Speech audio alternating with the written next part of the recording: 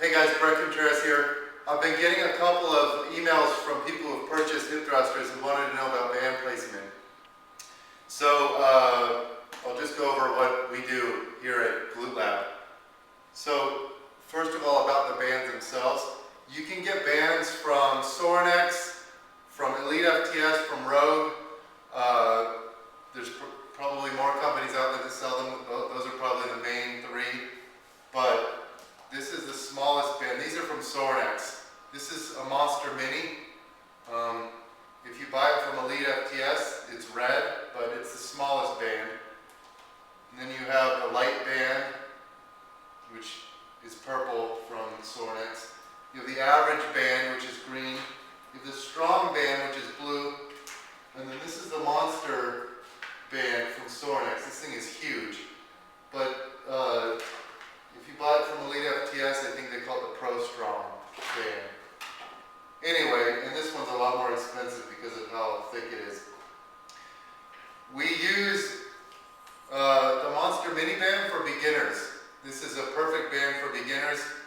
I'm not sure how much resistance it offers, but probably like say 30 pounds at the top or so.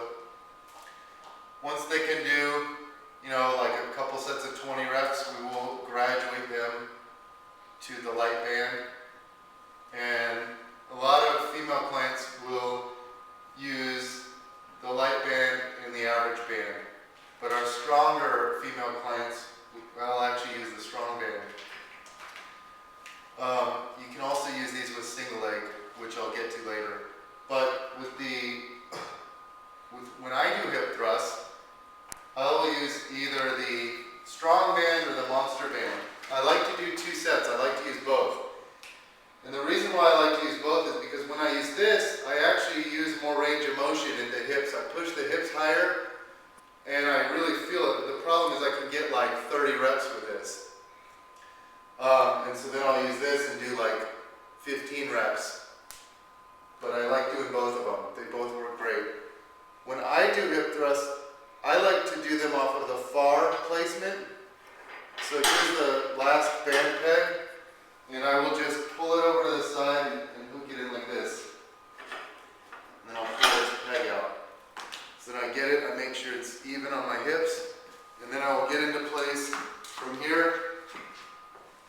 And then just like a regular hip thrust, just start thrusting. So with this one, I'm going to push the hips higher like that, and I end up using more range of motion. I do not come down all the way to here.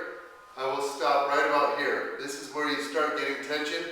So from here I just go, and this creates more constant tension.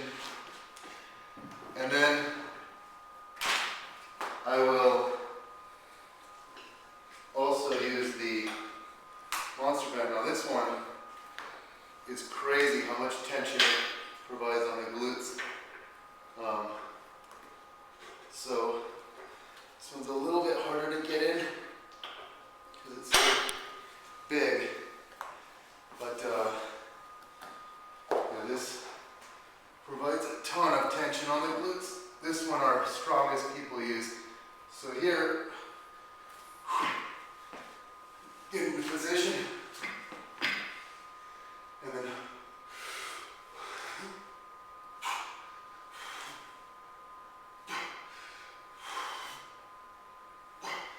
so when you do this, it's kind of this is for our strongest clients. Andrew and Joe use this. My friend Mike uses this one. Guys who can like squat 400 plus pounds and deadlift 500 plus pounds will typically use this guy. The strongest women typically use this, but some of them can get like 30 reps with this still. So I have had some of the strongest women combine these two bands, the average and the strong bands, but it's kind of like this. They don't quite get as much range of motion at the hips. Now, we also have been experimenting with putting the bands back further and elevating the back further up, kind of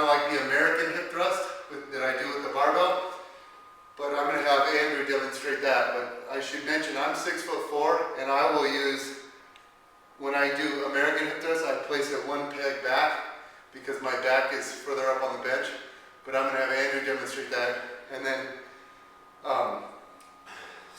some people are very good at single leg. I'm not. I just use body weight for single leg, or sometimes I use this. But Joey is really strong with the single leg, so he uses, he actually uses this, but he's used the strong band. It's a little bit heavy for him, but he likes to use the average band when he does single leg, so I'll have him show that. I should also mention before I get started with Andrew here, is that a lot of our the shorter female clients, we have them, this is the placement they use, the second peg back. That works better for them. And some of the medium height women, we will actually go like this and wrap it around both pegs, like this. But with Andrew here, he's going to do it just like this on the second peg, because he's going to hinge from higher up. So if he were doing the standard hip thrust, he would hinge from right here, okay? But he likes to come up higher up on the bench, so he's hinging at the kind of like the mid-back area. And then watch when he does this, it naturally lends itself towards posterior pelvic tilt. So Andrew likes this style better. I kind of like it better too, but I do both. Anyway, this way is good for if people say, like, I feel these in the low back, you have them shift up higher and you have them do that, and they won't feel it in their low back anymore. But that I call the American version, and all you do is you just shift the bands back a little bit because your back is shifted up higher onto the bench. And now here's Joey. He's really strong at the single leg version, so he uses the farthest placement. He likes to use the average band here, so go for it, Joey. Here's him doing single leg.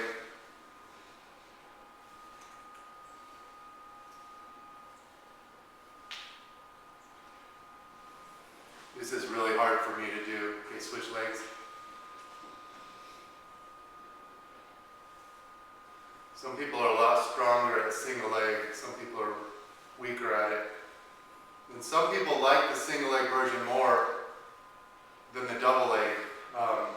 I get a lot more out of the double leg, but I have a lot of strong friends who like doing the single leg more.